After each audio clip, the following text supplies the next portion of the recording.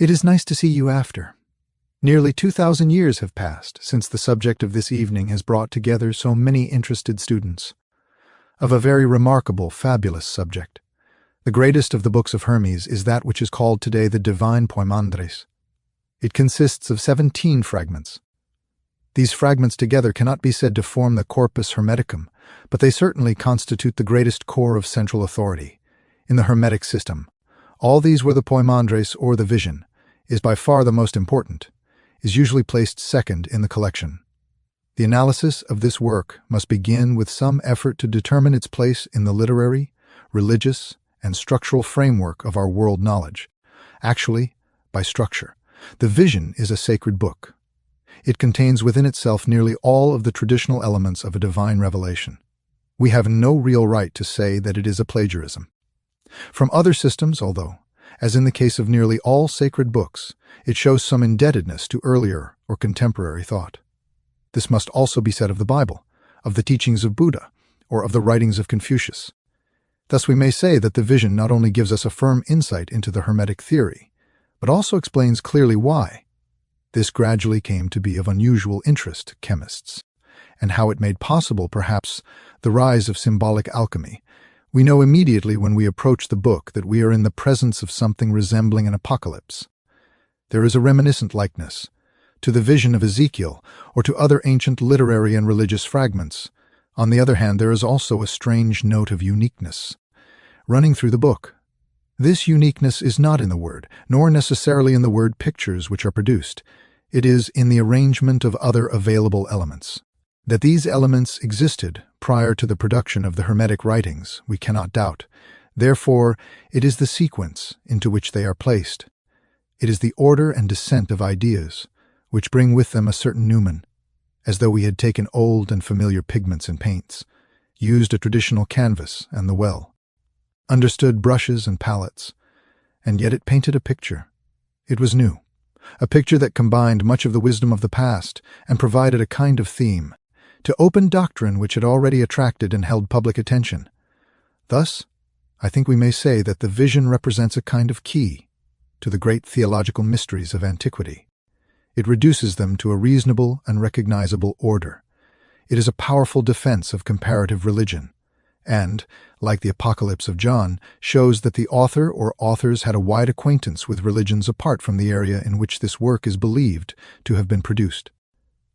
In broad structure, therefore, we have this work that has come down to us as the divine vision of Hermes Trismegistus, who is described as a priest of the mysteries of Egypt, and whose writings, according to their own content, bear not the stamp of a man, but the stamp of heaven.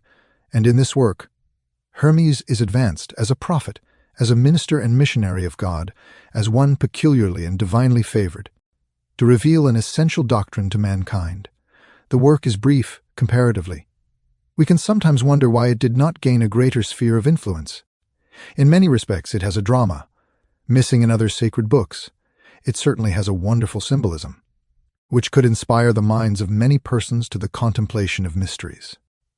Yet through it all, there runs a thread of intellectualism, so broad in its scope, so deep in its implications, that in all probabilities it, decreed or destined that the work should have a minority audience, it could only be understandable by certain types of persons.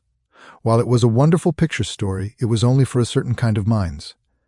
These minds were not sufficient in number to integrate around this work the kind of religion of a common descent, of belief, which we find with simpler, more obvious revelations. The work also brings into focus a number of concepts with which we are becoming increasingly familiar today. One of the uses is an extension and application of the Platonic concept of archetypes. The term archetype actually occurs in the vision. Therefore, there is a link between it and the psychological concept of archetypes, which we have today. Also, like Buddhism, and to a measure like Taoism, the vision strongly emphasizes the psychological quality in human nature. It deals with mind, it deals with reason, and it deals with the pitfalls into which the mind may lead, and the method of rescuing the individual from the disturbing influences of his own thoughts. Thus, the work may be regarded in modern terms as psychological, and it presents religion as a psychological mystery. It presents theology, not in its traditional or conventional form, but more as a philosophy, and we must assume, from the collected product of the Hermetic group, that the work was that of a philosophical, religious body, in which perhaps philosophy took a predominant role. But in turn, it became the instrument for the clarification of spiritual principles. There is much subtle wording in the vision also, wording which has to be rather carefully examined. It is quite probable that, for 15 or 1800 years, from the decline of Greco-Egyptian culture to the rise of modern humanism, that these subtle inferences would have but slight impact on the public mind. There was very little ability to equate them, to find in them familiar responses through the long dark ages which we call the medieval world. Now, however, we have restored much of the learning which would enable us to give this great dialogue, which it essentially is, its place in our modern world of thought. We come across 2 or 3 important points, which call for, well, a certain divergence from our principal theme or stream, so they will have to be prepared to reach out into comparative religion just a little. In order to clarify the issue, the story takes, as in the case of the vision of Ezekiel or in the Apocalypse of John, the general pattern of the recounting of a mystical experience which occurred to the principal person, in this case, Hermes. There is nothing whatever within the visions, as it is called, which would give us any clue to the historical orientation of Hermes, or his character and personality. There is no description of him. He simply appears as a person, passing through an extraordinary internal revelation, and having received the instruction, achieving to a dedication, by means of which he went forth to share it with all who would listen. Thus, the Hermes of the vision is a person without a crystallized personality. Cheers! An archetypal kind of person? Perhaps he represents all truth-seekers, or the truth-seeker. Certainly, experiences that which all truth-seekers hope to experience, the kind of a reward by which they come in the end, to the substance of their soul's desire. So we find, according to the vision itself, this man wandering forth alone into the wilderness. He comes to a distant place, apparently, barren and forlorn, but one apart from the ordinary habitations of men. Here he seats himself and begins the quiet internal meditation upon the mystery of truth. Now, in this meditation, we are told in the vision, for example, that Hermes divides himself or separates himself from his body and his senses. This almost immediately gives us a certain hint of yoga, of Advaita, the presence of a discipline, by means of which the conscious energies are directed away from objective things, is clearly indicated. Hermes was following a formula or a pattern. He was performing a certain kind of devotion, and the implication further is that this devotion is that which was taught in the mysteries, or in the secret schools of initiation. In any event, he retired into the inner parts of himself. He relaxed his objective senses. He depended not upon them, but upon the extension of an intuitive nature within it, and as he internalized, separating himself totally from all the concerns of this world, the party, not only into the wilderness of a desert place, but into the inner wilderness of his own life. Apart from old things, he suddenly beheld the universe open around him. It seemed to break, birth, unfold with incredible rapidity, and he beheld filling the universe, filling space, a strange monster. This monster was a great winged dragon, which writhed and turned and twisted in the air. And when we come to this, we come to our first exploration of comparative religion. For the description of this dragon is almost identical with the description given by Confucius of the mind of Laozi. It was this strange, incredible power monster, something like the Chinese dragon, particularly the imperial 5-clawed symbol of heaven. To the Chinese, the dragon was the symbol of universal energy. It was the symbol of life per se. It was the symbol of all power and of God as power. In the vision, this dragon becomes the personification of universal mind, the intellect of the world. It is a creature of vast strength, a mysterious appearance, bold in fighting and menacing, and as the vision tells us, utterly unfamiliar to the normal senses or to the expectancies of man's outward perception. Hermes, beholding the dragon, is terrified. But there is nothing whatever in the vision to indicate that this dragon was a monster of evil. It was not. It was the dragon of the mystery. It was the winged serpent of the ancient Egyptian hierarch. It was the combined symbol of life, light, consciousness, motion, and mind. It was all these qualities and powers as one eternal, writhing thing. In the Chinese philosophy, the dragon is a most sacred and important symbol, inasmuch as it represents an animal that feeds from the sky. It derives no nutrition from the earth. It does not place its feet upon the earth. It's a bodhisattva face. It sleeps upon the clouds. It never approaches man. And those who would discover it must journey to the most difficult and inaccessible area. Yet this dragon in China is also the guardian of the pearl of great price. It is the guardian of the mysterious golden ball of light. It is even to some degree the devourer of the sun, and among the Chinese, of course, it was also the particular emblem of absolute sovereignty and royalty. No, Hermes, beholding this dragon, gives us symbolically, almost in the form of pictures, a story that we must also give some consideration to. It tells us that the nature of true mind is unknown to man, that what we call the mind is not the mind, that this thing that is really the mind is as unrecognizable as the dragon, that it is utterly beyond our experience.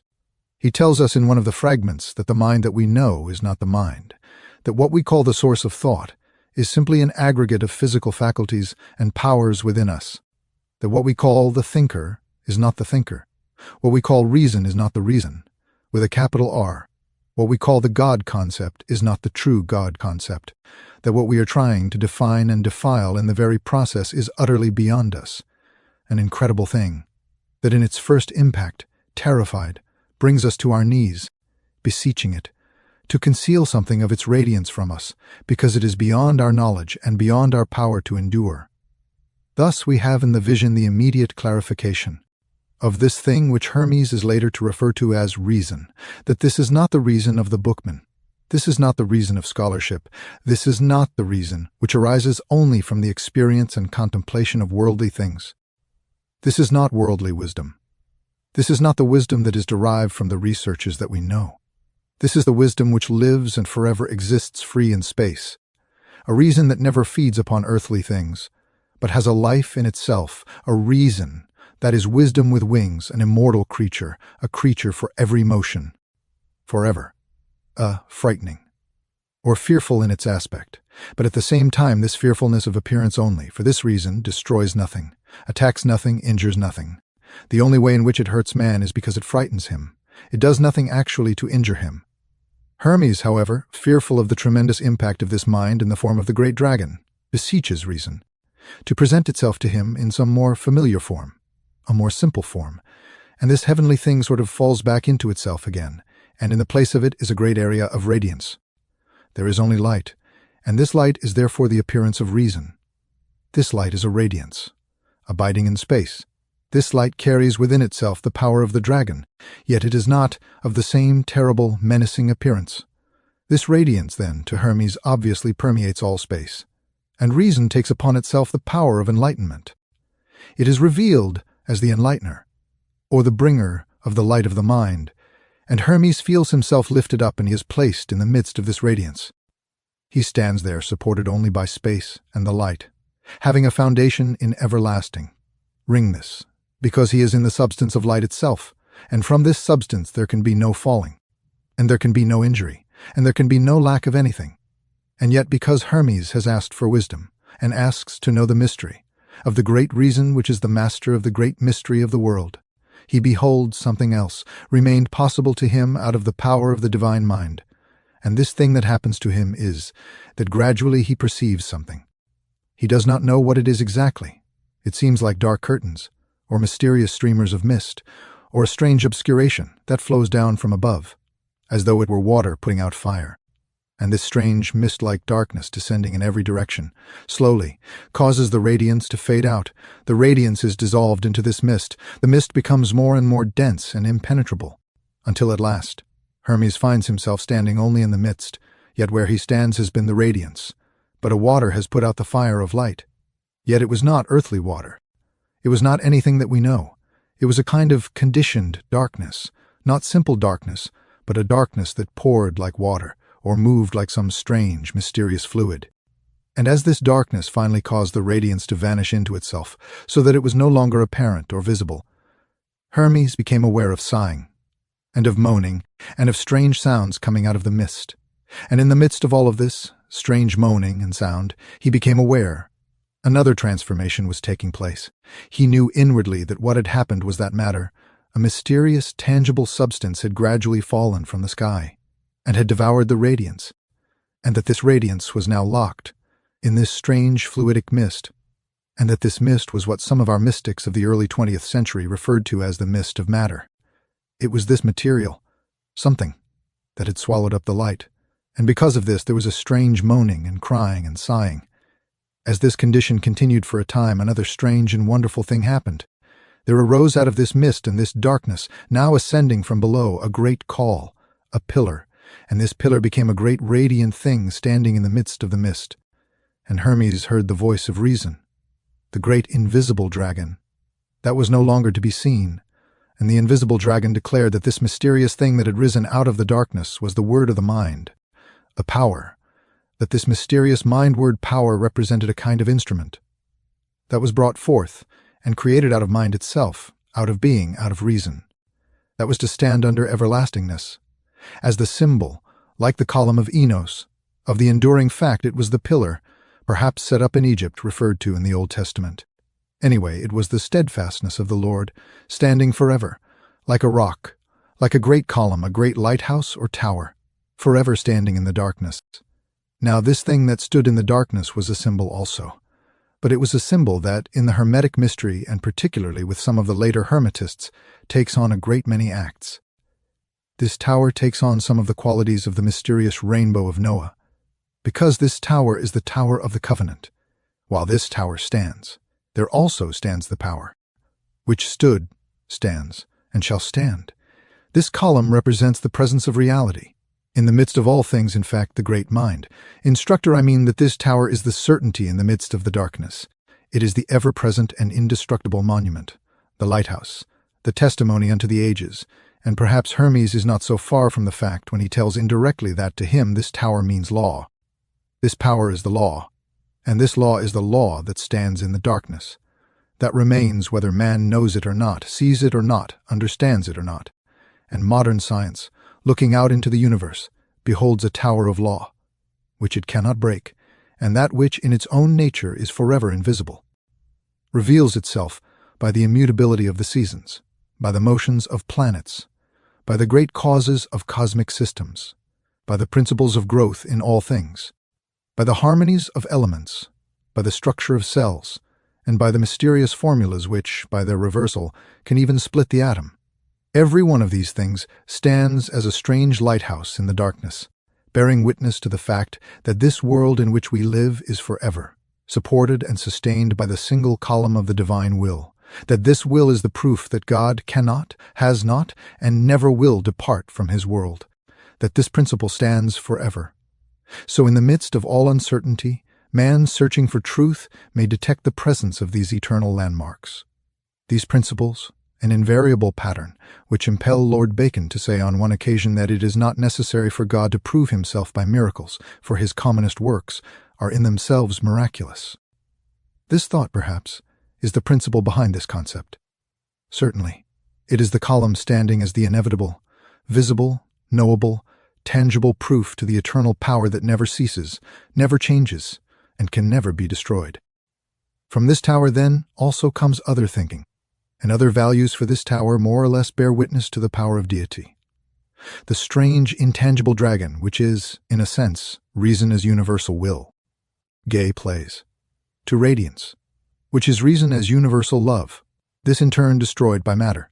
This strange veil of the senses which descends over us, man's spiritual emotions, gradually dimming these emotions and perverting them. This in turn gives witness to the final manifestation of the invisible, through the immutable structure of a universe upon eternal foundation, and rising as a column out of the darkness.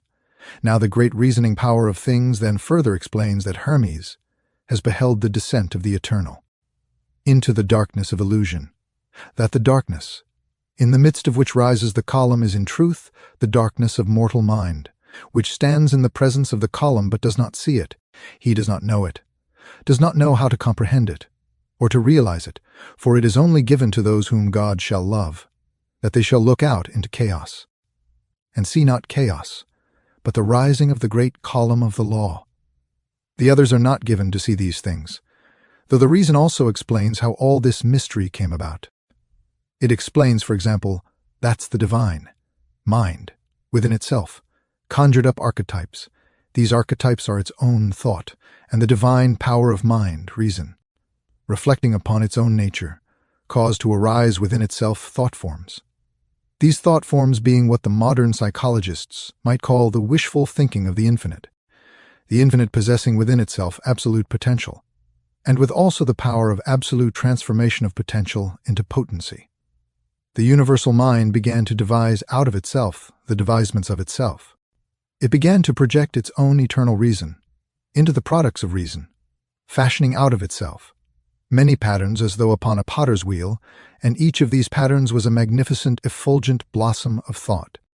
Each of these patterns was a tremendous dynamic symmetry of divine idea, and the eternal mind, having daydreamed these beautiful things within itself, having in its meditation realized that of which it was capable, and having in itself the infinite good, which it could not but wish to express. Through the perpetual visualization of good things, it is said in the vision that the reason fell in love with its own thought, and because it formed a partnership with its own thought, it descended out of its own nature and became one with its thoughts. And this descent, or this departure from its own center, into the center of its own production, was the first motion, and from this came the supreme illusion, which is existence as we know it. Thus Hermes goes on to say that illusion always arises from reason falling in love with its own thoughts.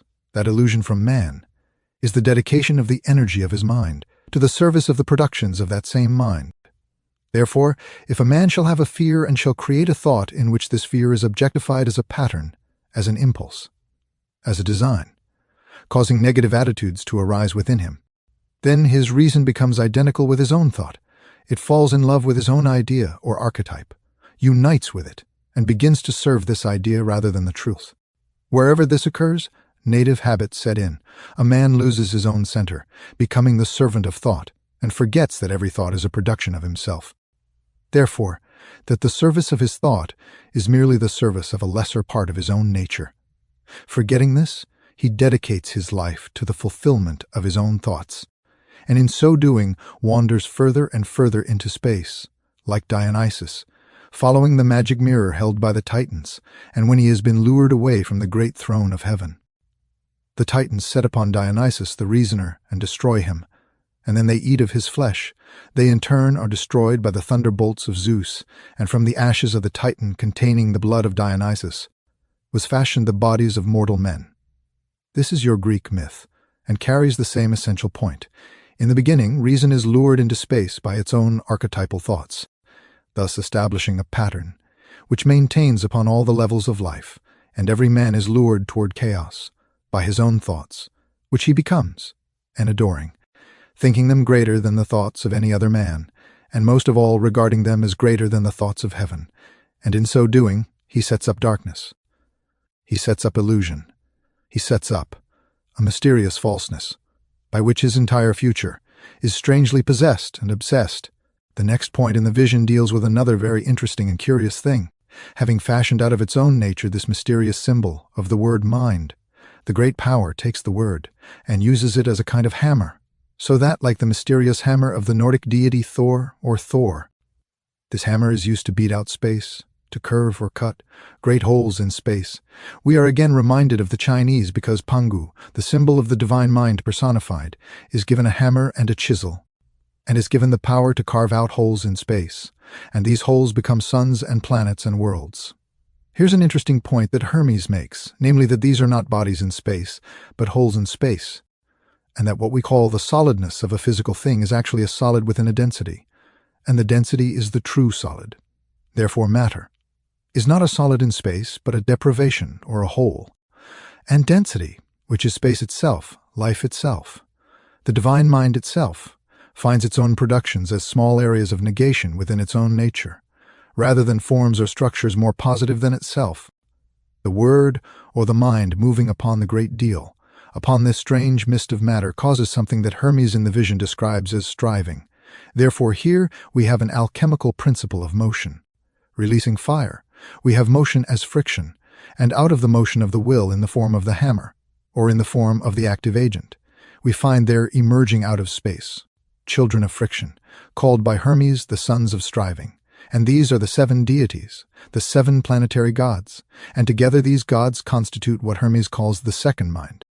Therefore, there is the first mind or the reason, which is the dragon, and there is the second mind, which is composed of the 7 governors, or the 7 cosmocrators, the objective forces of creation. These 7 governors form the demiurge, or the second type of deity, the secondary god. To such orders of deities would belong Zeus, in the Greek order, or Jupiter in the Latin. These deities are the objectifications, the coming forth out of the darkness of cause, into the great world of effect. Universal reason, the first mind, therefore operates through the second mind, which is the orderly sequence of creative bodies and words. And these 7 governors have their power from the great reason, which is the dragon, but they disseminate this power from themselves into the world, calling forth out of the darkness the shadowy substance of creation. These are indeed the spirits that move upon the face of the waters. These are the Elohim of Genesis. These are the Ammonian artificers of Egypt. These are the sacred vowels from whose combinations are formed the names of God. These 7 then become the carriers of the word. They are the disseminators. They are the diffusers and the distributors, and they sit upon their ancient throne, or drive their chariots around the golden altar of the sun. We have therefore now the concept of the emergence of a universe, of a solar system, or of a power. Now, in the midst of these procedures, Hermes beholds something still further. He beholds rising out of the deepness and darkness of things Anthropos, the divine man. Anthropos seems to stand in the midst of all things, appears to stand as an isolated and lonely creation, as Goethe says, "Twixt heaven and earth, dominion wielding." This is the mysterious, primordial, archetypal universal man. This is the total man, this mysterious great man of the Zohar, who stands with his head in the heavens, one foot upon the earth and the other upon the ocean.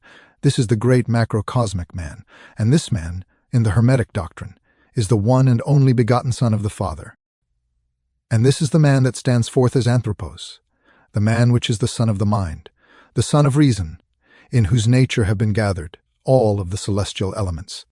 For this man is the final and most perfect of the archetypal projections of the mind of the Creator. This man, therefore, is that being made and fashioned in the image of the reason of God. Though we said that this man we mentioned in a previous lecture, efforts have been made to parallel this man with the Christ of Christianity as the only begotten, and also, strangely, as the celestial Adam, this power which is also found in the writings of Boehme, and is symbolized by an upright light letter A, even as the relapsed Adam is represented by a black letter A. This celestial man, however, is not truly a Christian figure. This does not mean that it is opposed to Christianity, but it cannot be said that this archetypal man of Hermes is simply patterned upon the Christ concept, nor could it be safely said that the Christ concept could have been patterned upon this. It stands apart. For this man, fashioned by the Father, is truly the Redeemer of the world. It is truly the creature that was made to be proprietor over all things.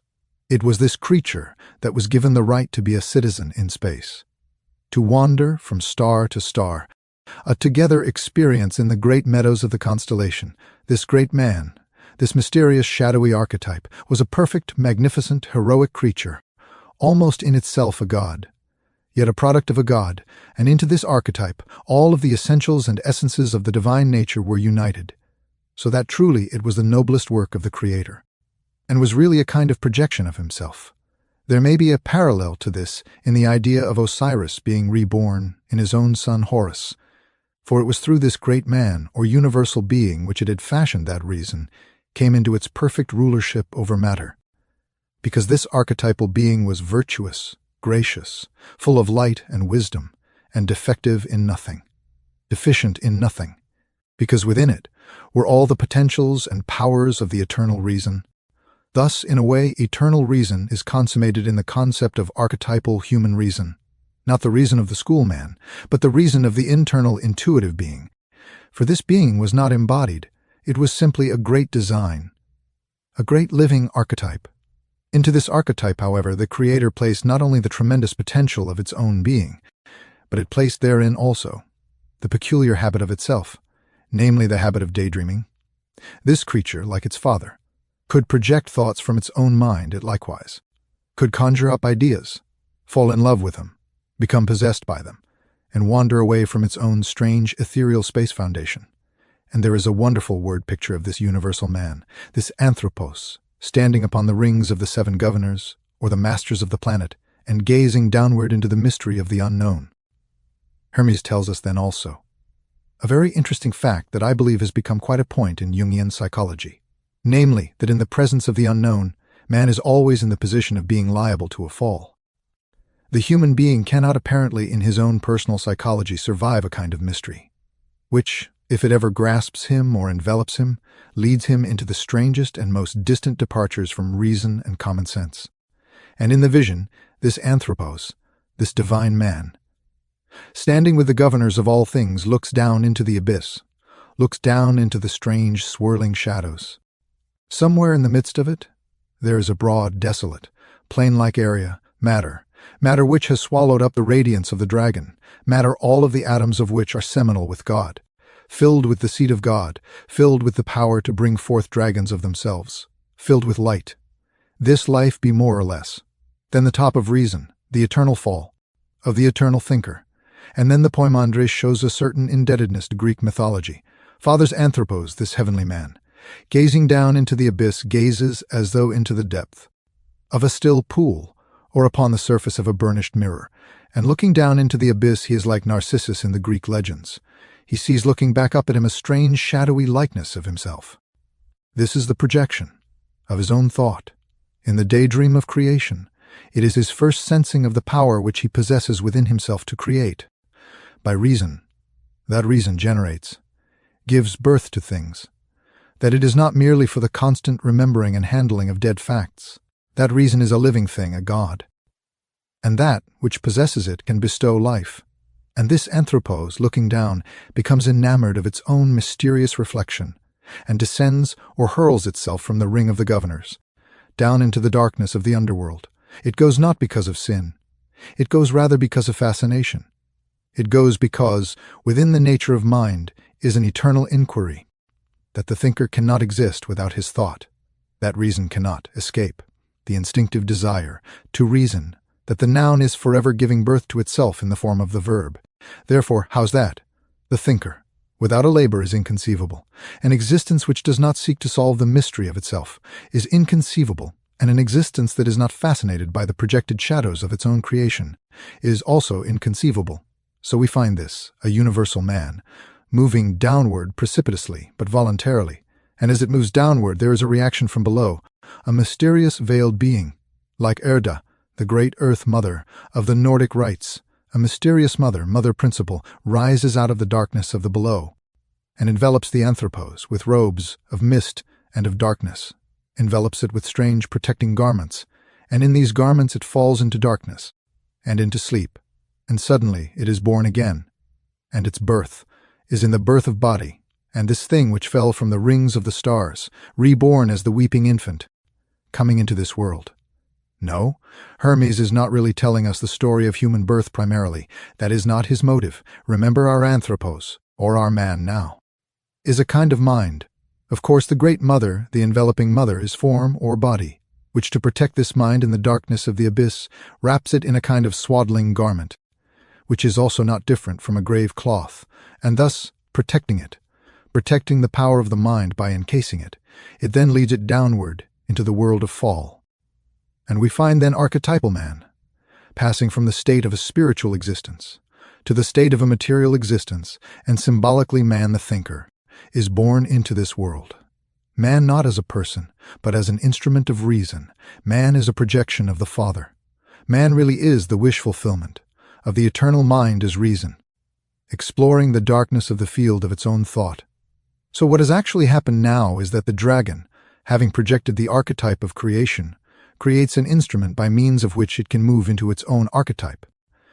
This instrument is archetypal man, the symbol of manas, the mind thinker, and taking upon itself the likeness of its own mind, it moves into his thought, into its thought, falls with it, into nature or into matter, and comes forth as embodied reason. This embodied reason is a strange thing, for it has a tremendous invisible and a comparatively limited visibility. This creature wrapped in cloths and robes is almost incapable of motion. It has lost all memory, as in the famous Gnostic hymn of the robe of glory. It has lost all memory of its own origin. It has, however, come into existence with a spark, and this spark is the seed of reason. And it is this seed of reason, without which no thing can be created, and which is intrinsic in every atom, every electron, every indivisible ultimate minute particle of energy or substance.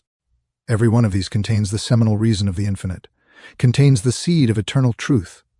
This mind then coming forth and becoming the archetypal material man, becomes the parallel of the atom Kadmon of the Kabbalists.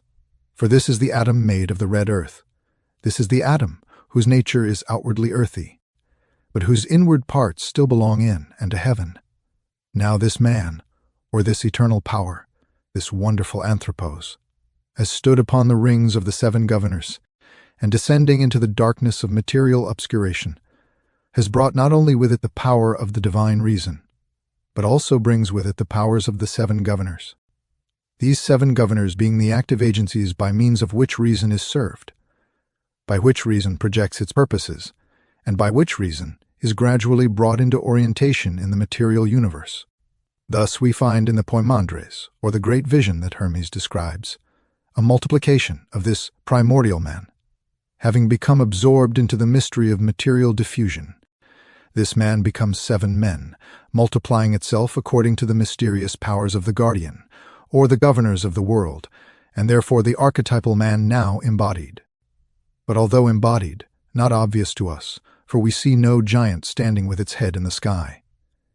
This becomes a totality, which is broken up within itself to produce the seven men.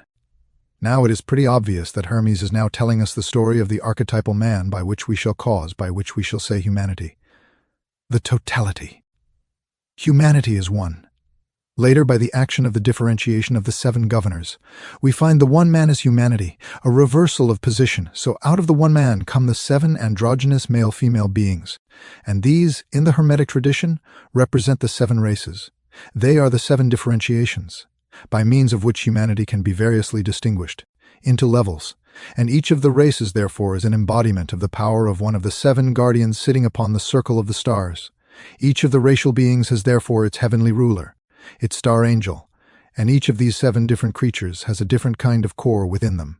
They share in the one reason, but they have gained their hammer, or their instrument of action, from one of the seven guardians, or governors, and therefore each has its word, or its sacred syllable, by the pronunciation of which it can split space, by means of which it can release its own eternal potential, to come forth into manifestation. So from one come the seven, from the seven proceeds the multitude, and by the mixture and admixture of the seven, within themselves and among themselves, there comes forth the generation and the infinite progression of things, and these generations are reflective, as the gradual individualization of the power of reason. Each of these beings develops within its own nature, its own individuality, or the symbol of the anthropos, or the universal man, is the symbol of individuality rising in the universality of divine reason. So out of all of this comes the mortal mind, mortal reason. The human thought, the human projection of its own thought purpose. The result of all of this combines to produce individuality. The final statement of individuality, I, or selfness. And this I is a pillar set up in the soul of man, just exactly like the great column was set up in space. And this pillar of selfhood, or selfness, becomes man's great center of assurance. It becomes the mysterious axis tree upon which turns the entire wheel of his existence, and it is this same wheel which, as Buddha taught, he clings to so desperately in the cycle of transmigratory existence. So there is an I, a column set up in the soul, which, to each individual, becomes the peculiar symbol of his godhood. But this symbol of his godhood is a strange and illusionary thing, and in the pursuit of it, man passes into a constant procedure of separation, segregation, division, further division, until finally out of the one comes the circumference of ultimate diversity. And while the eyes shine like little stars, matter becomes an incredible area of self. This is, and these form a new kind of matter which is interesting and curious in itself.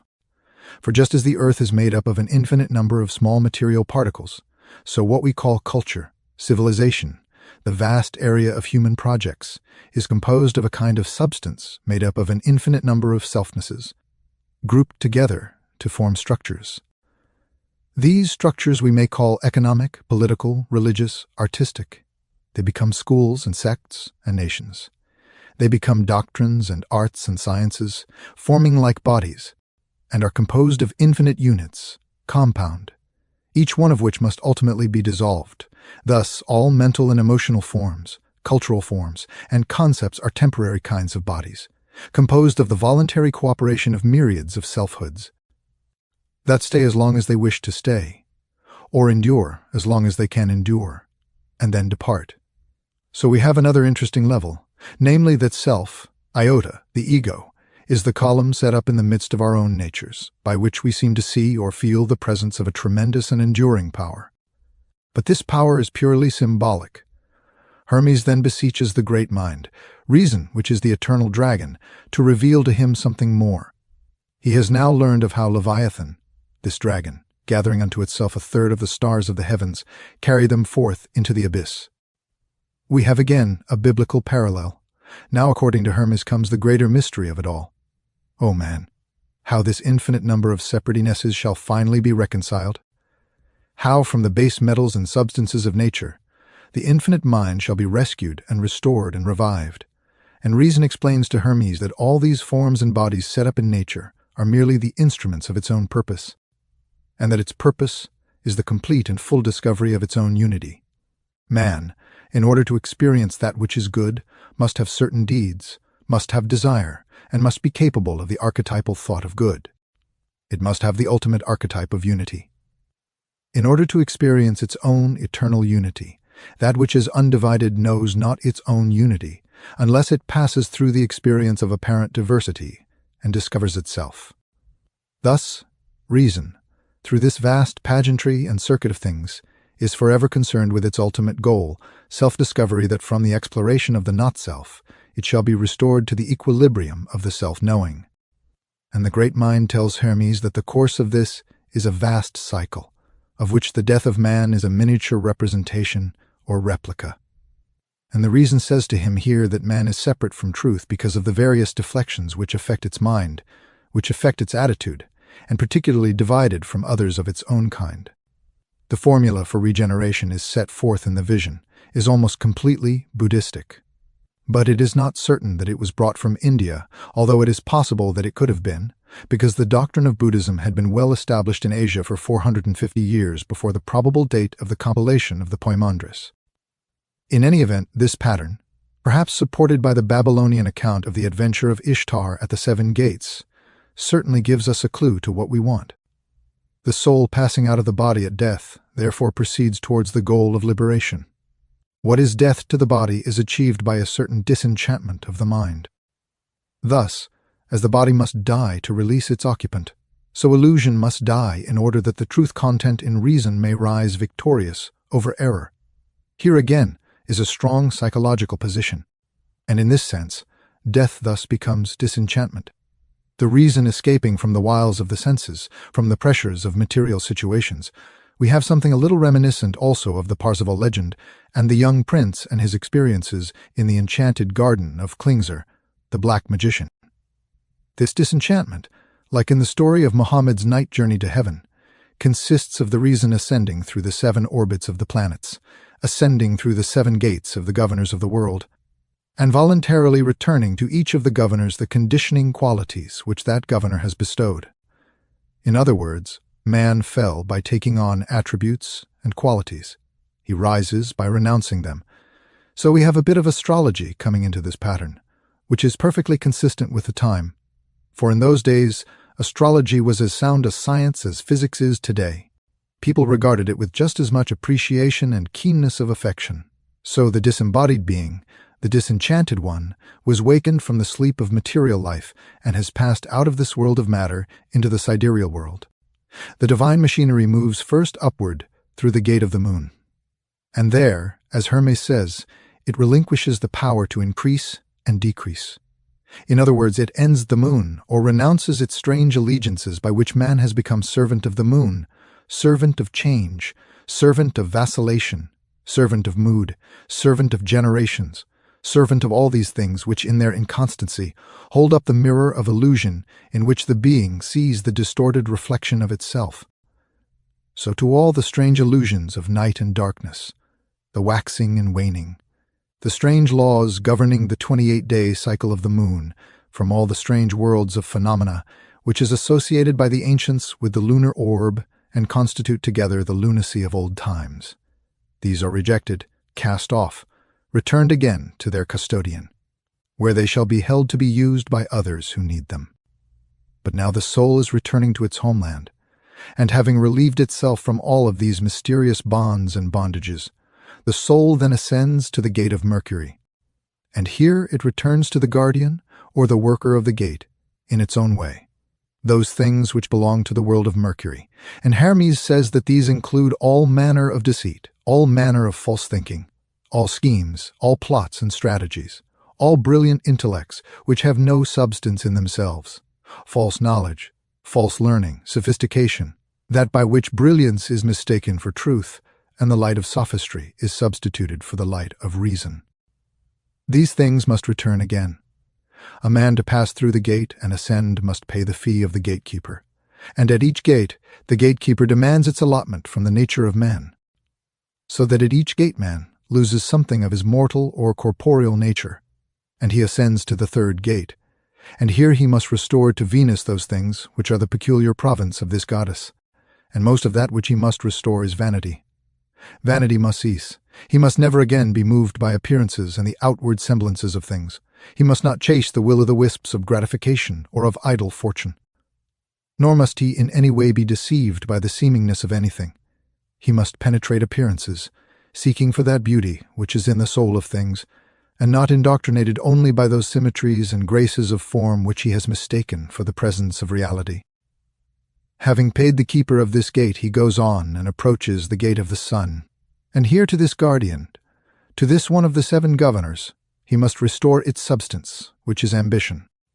For here he must return to the gatekeeper all of those things which bear upon greatness, all desire to excel others, all comparative search for self-aggrandizement, to escape from the illusion of high office or the delusion of humility and humble station, to escape also from the temptation of possession, and the great temptation of all, to use what we have to the detriment and destruction of those who have less. This must be left with the keeper of the gate of the sun, and then the soul proceeds onward to the gate of Mars. And here the gatekeeper also demands his fee, and to him must be returned all contention, all discord, all hate, all warlikeness, either of the mind or of the body. Here likewise there must be an arbitration of every conflict which can possibly affect adversely the spiritual destiny of the soul. To Mars, therefore, must be given back temper, anger. Even righteous indignation has no place. All things but gentleness must be renounced, and then to the gate of Jupiter the soul ascends, and here it must perhaps sacrifice more than in any other place in our way of thinking today. For here we must sacrifice judgment of others. Here we must sacrifice the type of thinking which many people regard as philosophical. We must give up the mental solution to the mystery of life. Here we must end forever the discussions, discourses, debates of the learned. Here we must also seek to escape from theoretical knowledge, from the common mistake that if we name a thing, we know it. Here we must reform the whole concept of our higher learning, making it identical with the quest for reality rather than the accumulation of a wealth of ideas which may seem to be a marvelous fortune, but really are only a burden to the spirit. And having passed through this gate, the soul comes finally to the gate of Saturn.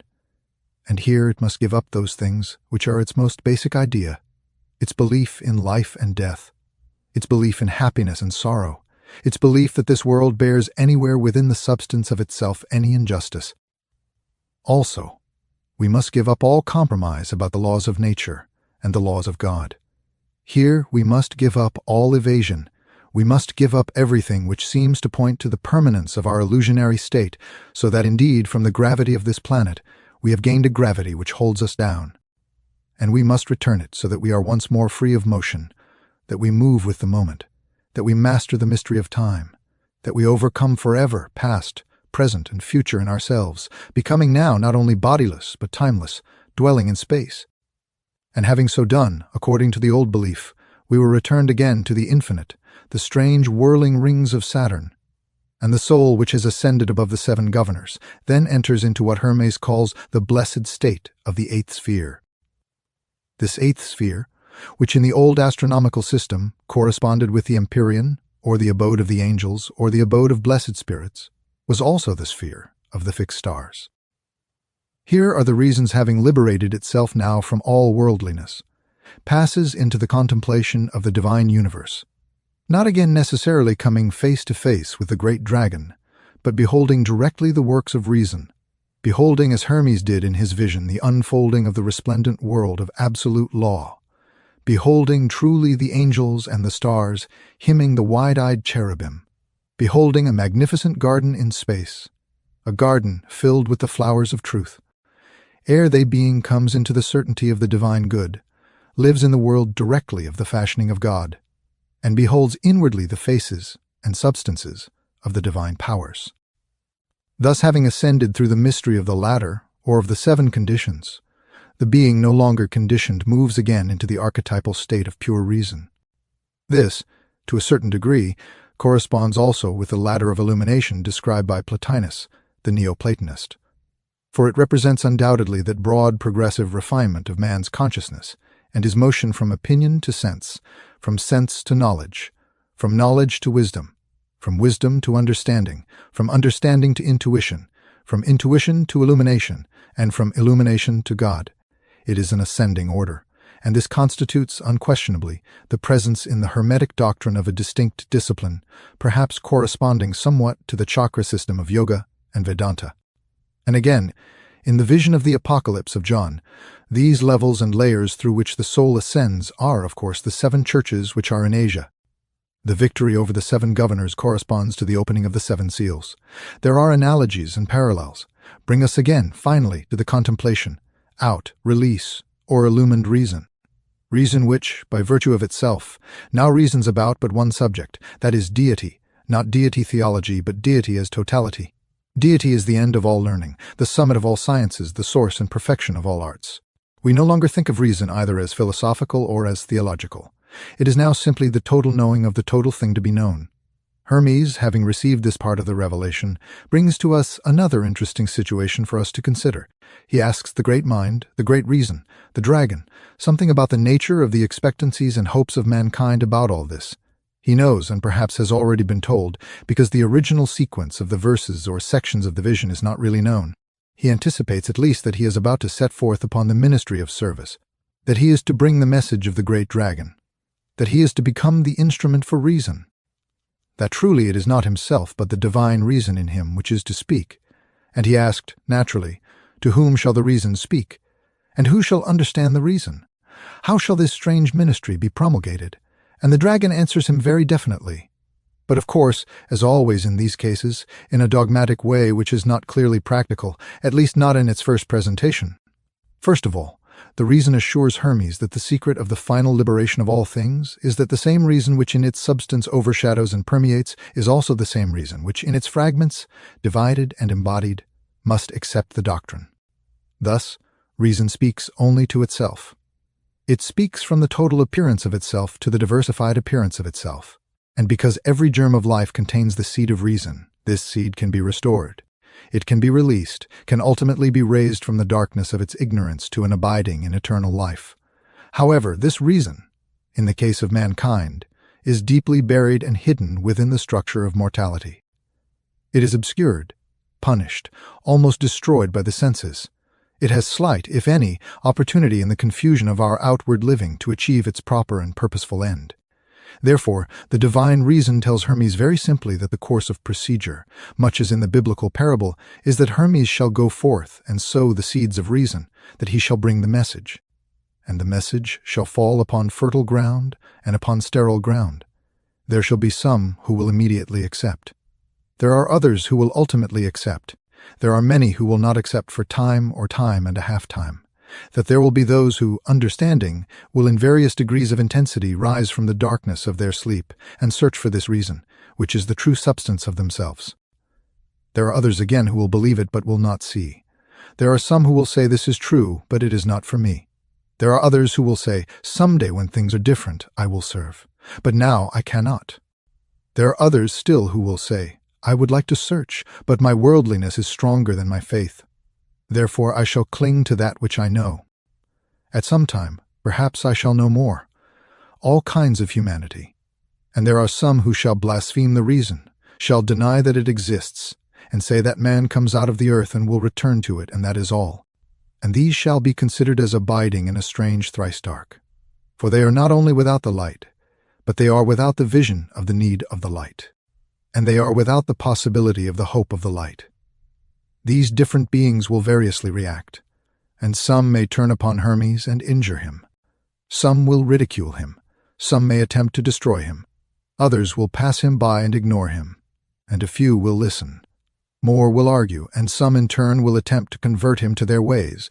But in all cases it is his duty to preserve always the vision and the reason, to serve it in every way that he can.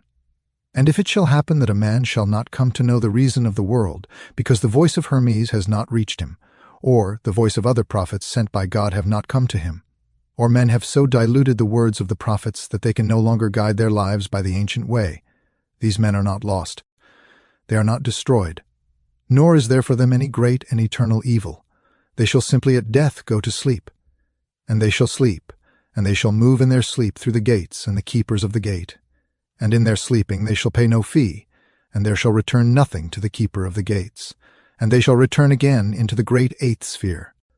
But they shall sleep, and they shall sleep through the mystery of this. In their sleeping they shall float into the sphere of the stars. And in the sphere of the stars is a river flowing forever, which is called by us the river of stars, the Milky Way. And this Milky Way is the nurse of little souls, and it nourishes them out of the milk of life. And when the souls reach this, they shall enter upon the stream as little ships upon a river, relational flow, and float and float. They shall float back again down into the world, and be born again. And so they shall float back into the dream, and into the illusion from which they have never awakened. And they shall rest for a little time among the stars, that they shall be born again in this world. And they shall keep on this cycle until they awaken. They cannot be released until consciously and voluntarily they return to the seven guardians, the thieves of the payment of the seven spheres. This Hermes is told by the eternal reason, is not because God loves or hates, because God punishes or rewards. For there is nothing that God could hate but himself, nothing he can reward but himself. There is nothing that he can say, "Well done," to accept the doing of himself. There is no way in which a part of himself can be lost to himself, for he is all, and he is forever. Therefore this great cycle goes on not by hate, not by punishment, nor by reward, but because it is under the mysterious axis which is called the spindle of necessity, upon which all things turn. And these are the roads and the ways and the machineries by means of which the divine power fulfills its own work. They are the functions of its body, just as circulation and assimilation and excretion are functions of the mortal body of man, and because the rotations and revolutions of the bloods and fluids of the body maintain the body. So the mutations and revolutions of being maintain the vast circulation of that infinite one who alone is the essential substance of things. Thus, this great procedure is functioned. It is the proper and inevitable way in which growth perfects its own mystery, and by means of which all archetype is fulfilled. And in the fulfillment of archetypes, there is then the end of both the dream and the dreamer. And there the dreamer awakens. The dream vanishes. A reality fully aware of itself abides continuously in the state of conscious reasoning, the eternal state of all-knowing, but liberated from the great illusion which is self-knowing. This concept gives certain comfort to Hermes, who then declares himself as willing to accept it. He also declares that it has come upon his consciousness that he knows that the sleeping of the body is the waking of the soul, that the waking of the body is the sleeping of the soul, that man has two ways of life, two kinds of life, a life in which the senses are awake and the soul sleeps, the life in which the soul is awake and the senses sleep, and that he now has joined himself consciously to the wakefulness of his soul, that by this waking he does not destroy the senses, nor does he turn upon them as upon some evil thing, nor does he hate them. He simply returns them to the substances of space to which they belong. He returns them to the great keepers who are the guardians of these things, and proceeds on his own victorious journey back to his own native land. He has completed his odyssey, has fulfilled the terrible journey which began at the siege of Troy and ends when he reaches the land of his birth. Hermes, then conceiving these things, meditates upon them. He tries to give us a certain further insight as to the meaning of religion and of the place of reason in all things. The word reason is hard. It is a word that we have to use, perhaps. Some of the things we have said have indicated its extra-intellectual dimension. Certainly Hermes did not mean rationality as we use it. He did not mean the reasoning power as we have it. He meant rather the self-knowing consciousness of deity, which achieves a kind of existence by liberating itself from the self-knowing of all the parts of itself. But while the parts remain self-knowing, the total is not. When the total becomes self-knowing, the parts are not. It is a formula, and it is a formula that is to be found in many ancient works, perhaps nowhere evolved and developed with as much dramatic insight as in the legend or fable. Also, Hermes accepts this reason as a kind of complete and total insight without condition. In other words, reason implies complete freedom from the pressure of sensory perception. It implies complete liberation from any form, pressure of thought or emotion. Reason is the pure power of rational cognition. It is that which inevitably turns upon facts and moves into identity with truth. Reason is therefore a kind of undisturbed ability to approach the thing in its substance and is utterly impossible so long as pressures of any kind, mental, emotional, or physical, color or influence cognition. Thus, we have in the concept of this pure reason almost a Buddhistic idea, the sense of nirvana as we find it, the samadhi of the saint in Eastern mysticism. This condition of the total experience of reality without the recognition of self existing, the drifting of the personality to sleep, in which, in this moment when the personality ceases, the universal part, the universality takes over, opens and rushes in upon man, perhaps even with the terrible aspect of the great dragon, sometimes also in the subtle radiance with which that dragon later enveloped its powers so that it was more easily cognizable by Hermes. But in this pure reason is pure knowing, the knowing of causes, the knowing of things not by their names but by their substances and natures. Pure reason is therefore the utter cognition of total existence, total life, total energy, total God. And this cognition by its very nature as Hermes himself realizes moves the individual gradually from his own existence to something else. Hermes fully realized that this ultimate state of reason could not belong to man. This perfection of cognition, this total apperception and apprehension of all things, was no longer a human faculty. There could be only one all-knowing power. There could be only one reason behind all things reasonable. Therefore, man himself could not ever become totally perfect in this rational faculty. The only answer was that, as man ascends and leaves his humanity behind, he leaves also behind the mysterious image of the redeeming man, the anthropos. For the anthropos represents man's awareness of his nearest proximity to reason or reality. Thus the anthropos represents the extreme of conscious learning, conscious wisdom, and conscious understanding. It is the highest state in which a being can contemplate its own source. Therefore it stands above the circle of the worlds. It stands as the only begotten.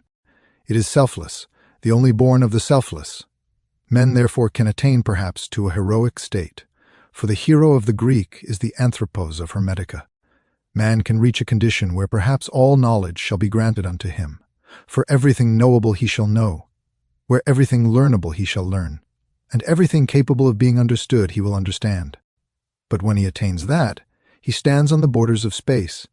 He stands gazing out upon the final expanse of actual participation, identification by means of which all things observed and contemplated have their intervals removed. This man cannot achieve by his own reason. So Hermes, following the Eastern mystic, Buddha and others, realizes that at the last step, human reason simply ceases and something else goes on. And this thing that goes on is that which grew up through human reason, which became, so to say, the tutoring power, whereas man brings forth his children and raises them to their maturity. Man likewise, within himself, brings forth his reason, educates it, disciplines it, and brings it to its maturity. But when his child is mature, that child no longer belongs to him but has a life of itself in time and eternity. He has been only the custodian, the guardian of something he could never own. This is Hermes' concept of reason, namely, that this reason, which man disciplines, tutors, and uses for so many diverse purposes, was never his own, and can never be his own. By means of the cultivation of it, he gains certain joys, certain experiences, certain opportunities. But as he shares the companionship of his children in their growing years, only to have them leave him when they reach their own majority, reason having attained its majority leaves man and goes back to God. It carries with it that part of man which is, by a strange spiritual heredity, associated with reason. It more or less carries back the only thing that is left of man by that time, that is his own reason. But his own reason, leaving the world behind, leaves its own selfhood behind, and becomes again universal reason. So, as Hermes is told by the great mind or the great dragon, the only reason a man can be saved is because the divine reason is in him, that it cannot be taken from him. He may conceal it. If he shall rise against this reason with all of the skill and bitterness of his own disillusionments, he shall become like a fallen angel, a rebel in space, so that he raises his hand against heaven to destroy it. Though he deny heaven, though he deny God, though he deny reason, though he lock himself for 1,000 lives within the small circle of his own contempt, he can do nothing. This reason cannot die. He must ultimately join all that has gone before and walk the path that all others have followed. For this reason will never die, will never rest. It will never surrender itself. It will survive all antagonism, all resistance, and will ultimately proceed to its own source, drawn by the power of itself, which is greater than the power of the whole world put together. Therefore, nothing can ultimately fail, for things can be unreasonably and unnecessarily delayed. What is the objection to delay, if men want it? The universal reason says, the objection to delay is man's objection to the consequence of delay. The individual in his own objecting becomes miserable. The individual, burdened with the results of illusion in his own character, comes under pain, suffering, misery, and loss. As in the philosophy of Buddha, man passes under the keeping of suffering. He must pass through all causation and consequences due to his own ineptitude. Therefore, the way of reason is the way of peace. It is the way of release from obstacles. It is the natural and proper way that a man should go. It is perfectly proper that a parent shall raise the child. It is perfectly proper that it shall guard it, and educate it, and bring it through many dangerous periods, perhaps, and sit by the side of sickness in the night, nursing and praying that the child's life shall be spared. It is also proper that the parent shall enjoy the life of the child, and shall look forward to the fullness of that life for the child.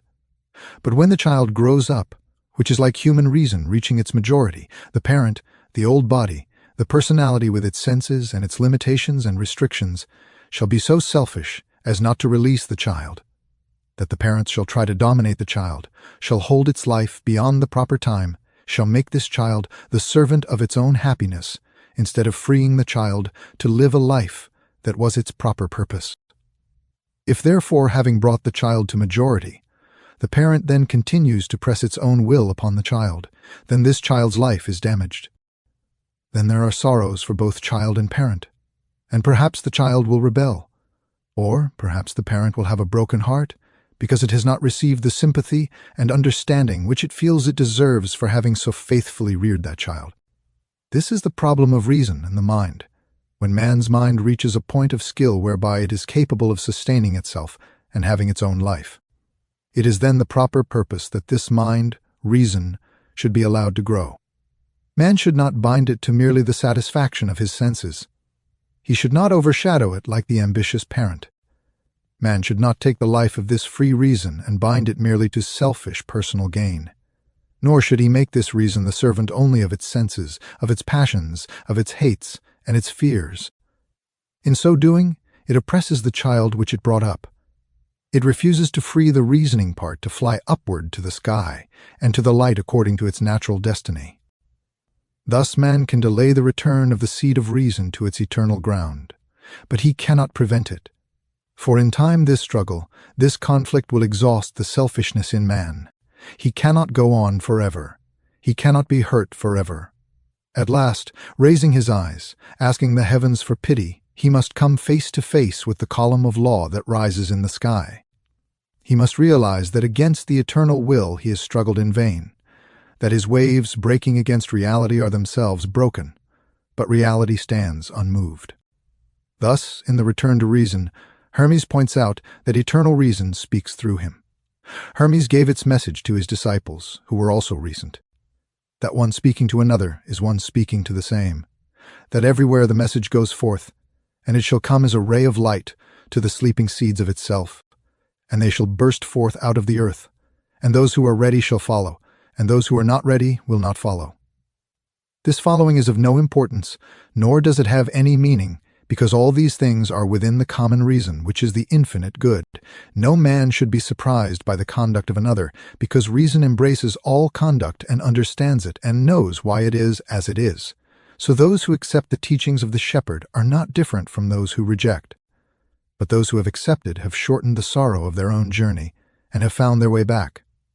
And so Hermes, having seen the nature of his ministry, that his ministry is merely to pass along that road, to teach, and to go his way, realizing always that it is the eternal reason that moves within him, that if he is quiet and at peace, this reason will lead him, and it will make those who know him receive his word, and it will be acceptable to those who are ready.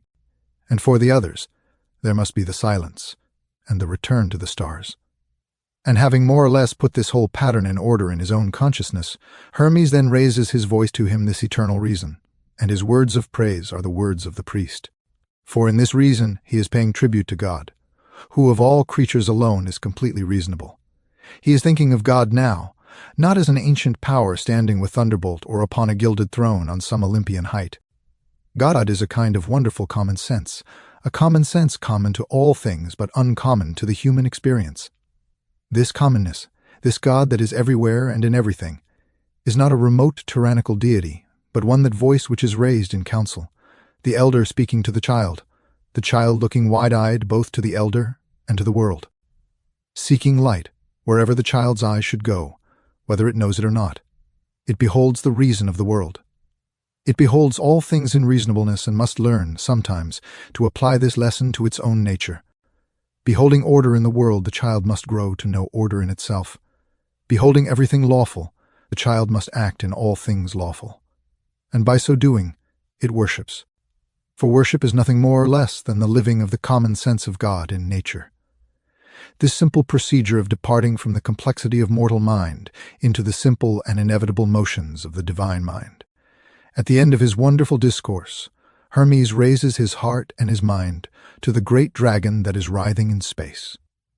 And he says to that dragon, eternal reason, the creature which thou hast fashioned in thy wisdom awaits the works that thou wouldst have him do. There is nothing of self.